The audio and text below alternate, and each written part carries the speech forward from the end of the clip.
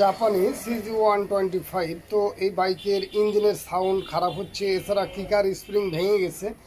এর জন্য আমরা ইঞ্জিনটা খুলে নেব এবং ভিতরের অবস্থানগুলো দেখব, সাউন্ড খারাপ হচ্ছে কেন, পিস্টন রিংয়ের অবস্থান কেমন আছে।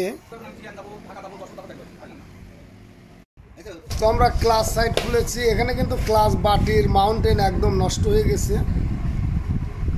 এছাড়া এই কলকিটা যেটা আমরা এখান থেকে খুলছি এটা কিন্তু ভাঙা, মোবিল কিন্তু ঠিক মতো যাবে না, মোবিল সব বের হয়ে যাবে এদিক দিয়ে, যার জন্য কানেক্টিংয়ের প্রবলেম দেখা দিবে।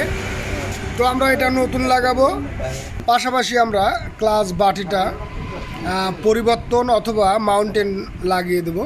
এছাড়া আমরা রকার, এই রকারগুলো নষ্ট হয়ে গেছে, এগুলো আমরা পরিবর্তন করে দেব। আমরা ক্যামও পরিবর্তন করে দেবো। এখানে চাপ সৃষ্টি করার পরেও দেখা যাচ্ছে ক্যাম মুভ করতেছে, যার জন্য ক্যামের সাউন্ড কিন্তু যাবে না। আর অরিজিনাল CG125-এর হেড গ্যাসকিট যদি মোটা লাগান যায় তখন কিন্তু কম্প্রেসর চেম্বার কমে যায়। তো আমরা পাতলা টিনের যে অরিজিনাল গ্যাসকিট থাকে সেটা লাগিয়ে দেবো। এছাড়া আমরা মোবিল পাম্প দেখছি ভিতরে কিন্তু ভাঙা, আমাদের এই মোবিল পাম্পটাও নতুন লাগাতে হবে। মোবিল পাম্পটা ভেঙে গেছে, যাই হোক এটা হয়তো কাজ করতে গিয়েই ভেঙেছিল, যার জন্য বাইকটি ফেলে রেখেছিল, আমাদের কাছে পাঠিয়েছে একদম অচল অবস্থায়। আমরা এটাকে যা যা লাগবে সেগুলো দিয়ে পূর্ণাঙ্গ অবস্থান ফিরিয়ে দেব। ইঞ্জিন সাইডের সমস্ত বোল্ট খুলে নিয়েছি এবং ওই পাশের যে বোল্টটা ছিল, অর্থাৎ এই পাশেও কিন্তু একটা বোল্ট থাকে, সেটাও আমরা খুলে দিয়েছি, যেটার সঙ্গে ক্লাস লিভার থাকে। এখন আমরা ইঞ্জিন পার্টটা খুলে দেব, এরকমভাবে আমরা ইঞ্জিন চাম্বারটা খুলে নেব।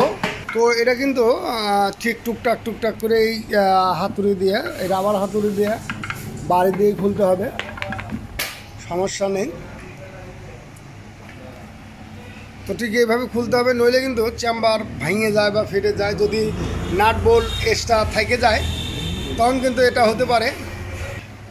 তো এগুলো কিন্তু দেখে খুলতে হবে। এছাড়া খোলার সময় আমরা দেখব ইঞ্জিনের কোনো জায়গায় কোনো প্রবলেম আছে কি না। অনেক সময় দেখা যায় যে ওয়াশার কম বেশ থাকতে পারে, যদি কেউ পূর্বে খুলে থাকে এতে প্রবলেম হতে পারে। এছাড়া আমরা এখন যে জন্য খুললাম সেটা হলো কিন্তু এই কিকারের স্প্রিং ভেঙে গেছে, আমরা কিকারের স্প্রিং লাগাবো। তো আমরা ক্যান শেপ খুলে নিচ্ছি, যেহেতু আমরা ক্যাম লাগাবো এর জন্য আমরা এই ছোটো পিনিয়ামটা পরিবর্তন করে দেব।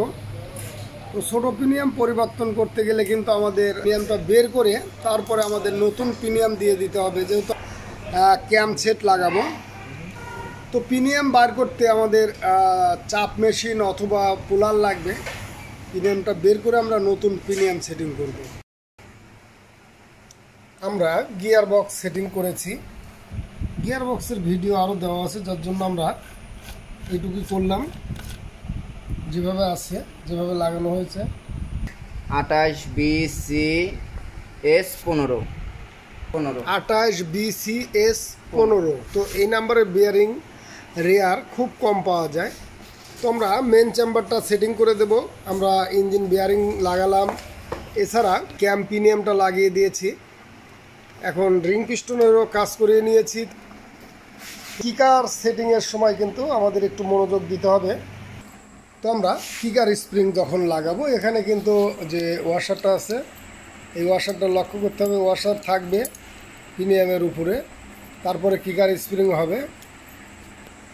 তো কিকার স্প্রিং দেওয়ার পরে আমরা গ্রুপের মধ্যে স্প্রিংটা লাগিয়ে নিলাম। এরপরে বুশ লক, এটা কিন্তু বুশও বলা চলে, আবার কিকার স্প্রিংয়ের লক করে রাখার বিষয়টাও থাকে এর সঙ্গে। এরপরে ওয়াশার, তারপর আমরা চেম্বারের মধ্যে স্প্রিংটা মিল করে নেব।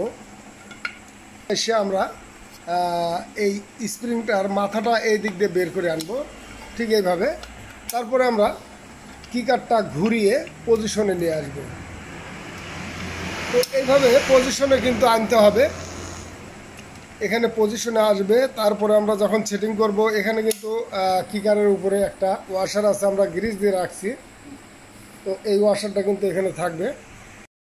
তো এরপরে যখন আমরা ইঞ্জিন সেটিং করব, কিকারটা কিন্তু মিল করে দিতে হবে, ঠিক এইভাবে এখানে কিকারটা মিল করে দিতে হবে। ক্যানশ্যাফট এবং গিয়ার বক্স ফ্রক এগুলো যাতে সম্পূর্ণ মিল পড়ে, কিকারেরটাও মিল পড়ে যাবে। কিকারটা কিন্তু পজিশনে নিয়ে আসতে হবে এবং গ্যাসকিটটা সুন্দর করে মিল করে দিতে হবে, তারপরে চেম্বারটা সেটিং হয়ে যাবে। ঠিক এভাবে চেম্বারটা কিন্তু সেটিং হয়ে যাবে। তো এখানে কিন্তু গ্যাসকিটটা মিল করে নিতে হবে, আর এভাবে ঠাসি দিলেই কিন্তু একদম সেটিং হয়ে যাবে। এরপর আমরা ইঞ্জিনটা সেটিং করে দেব, অর্থাৎ এখানে গিয়ারবক্স এবং সম্পূর্ণ জিনিসপত্র ঠিক মতো লাগানো হয়ে গেছে। তো বিয়ারিংটা এখানেই দিয়ে নেব, যেহেতু বিয়ারিং লুজ আছে এখানে। এরপরে কিকারটাও আমরা মিল করে দেব, কিকারের ওয়াশারটা যেন এদিক ওদিক না যায়। আর ইঞ্জিন গ্যাসকিটটা সুন্দর করে মিল করে আমরা সেটিং করব, যাতে একদম পারফেক্টভাবে বসে যায়।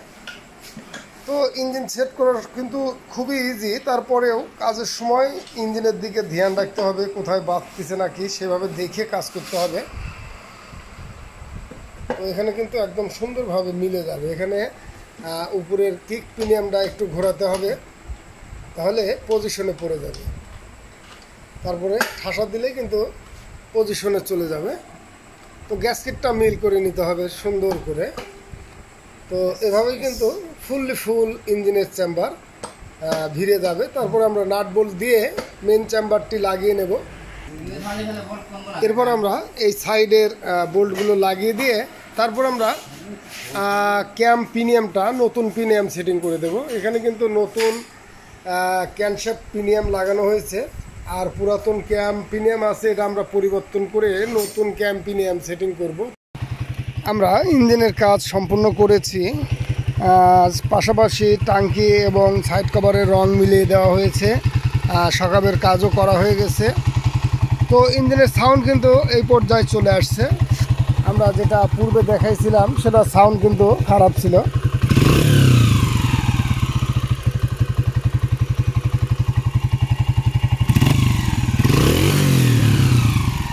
তো চললে আরও ভালো সাউন্ড হবে আশা করি।